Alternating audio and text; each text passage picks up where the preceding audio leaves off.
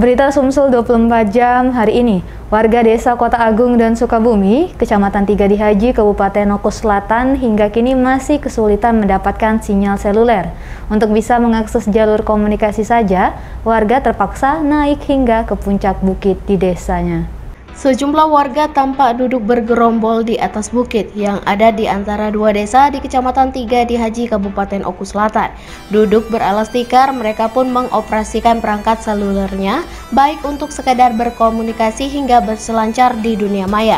Kepada palpres.com, Randy, salah satu remaja yang ditemui di atas bukit, mengaku pemandangan seperti ini merupakan hal lazim di desa mereka yang memang sulit mendapatkan sinyal seluler.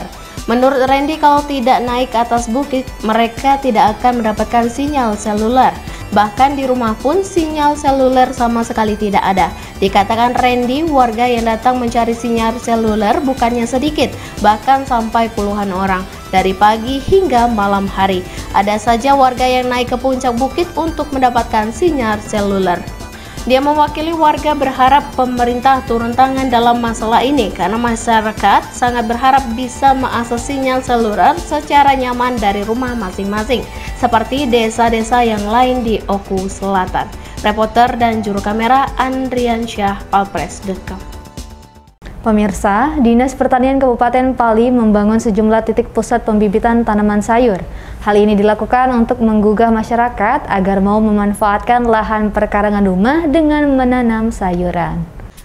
Dinas Pertanian Kabupaten Pali saat ini berupaya memberi contoh kepada masyarakat dalam memanfaatkan lahan pekarangan rumah dengan menanam sayuran.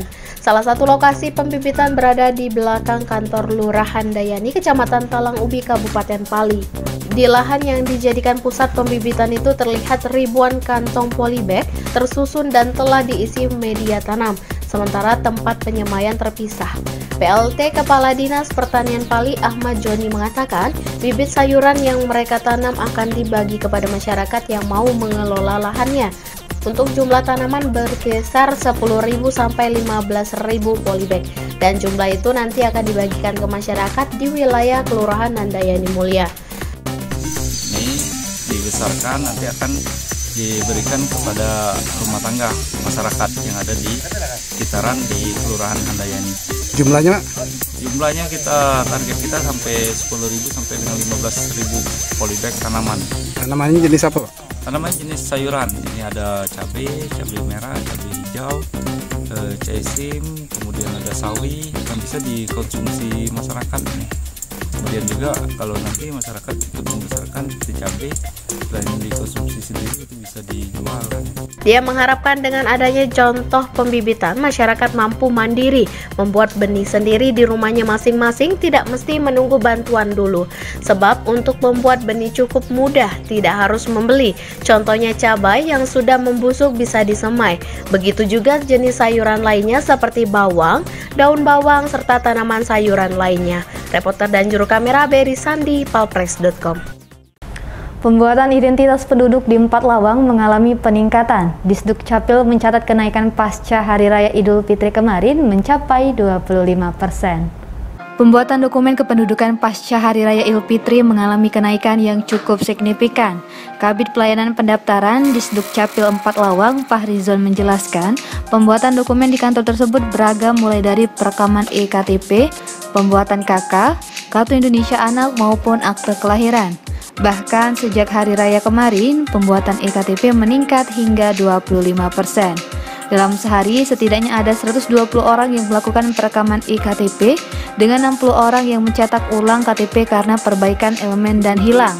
Selain itu, pembuatan kartu keluarga juga mengalami kenaikan menjadi 140 orang sehari.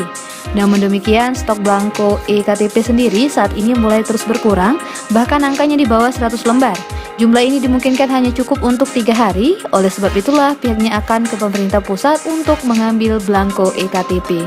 Reporter dan juru kamera Anton, palpres.com. Berita terakhir Sumsel 24 jam hari ini. Sebanyak 10 ekor sapi di Desa Gramat, Kecamatan Mula Ulu dan Desa Muara Siban, Kecamatan Pulau Pinang diduga terserang penyakit mulut dan kuku atau PMK. Hal itu disimpulkan setelah tim dari Dinas TPH dan Peternakan Kabupaten Lahat turun langsung ke lokasi dan mengambil sampel. Saat mendapatkan informasi terkait ternak yang mengalami gejala PMK, tim dari Dinas TPH dan Peternakan Kabupaten Lahat langsung turun ke Desa Gramat, Kecamatan Mulak Ulu, dan Desa Muara Siban, Kecamatan Pulau Pinang.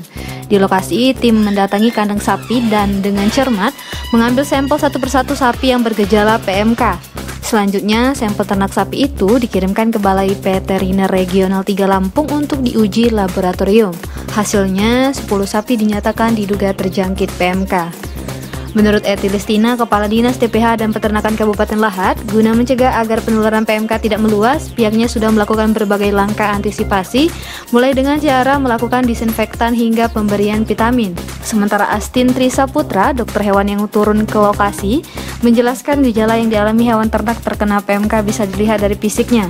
Pada bagian mulut mengeluarkan ekskresi, badan demam, dan bagian kuku terdapat luka bahkan mengelupas. Menurut Astin, semua sapi di lokasi menunjukkan gejala PMK sehingga sudah dilakukan karantina agar tidak menular. Reporter dan juru kamera Bernard Albert, palpres.com. Demikianlah berita Sumsel 24 jam hari ini. Jangan lupa untuk mendukung program kami lainnya di YouTube channel Palpres Official seperti podcast Cukup Pedes, Budak Lorong, Basing, Ternyata Bukan Mistis, Sidak, dan Ruang Cerita bersama Kakak Juli. Saya Dalsana Sution, sampai jumpa.